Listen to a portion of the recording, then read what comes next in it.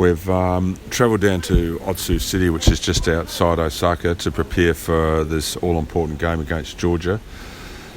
You know, there's been some serious thinking around the team, and to turn around from our disappointing performance against Uruguay.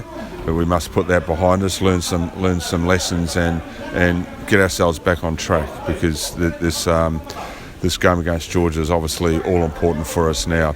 I'm pleased with the way the boys have refocused. We did have a training-free day yesterday with all the travel and the short turnaround they really needed to freshen up. But it was back to business today. We had a very good team meeting last night, discussed a lot of things, and really got our focus really back on track to put in a performance that can make everyone proud of in our next outing.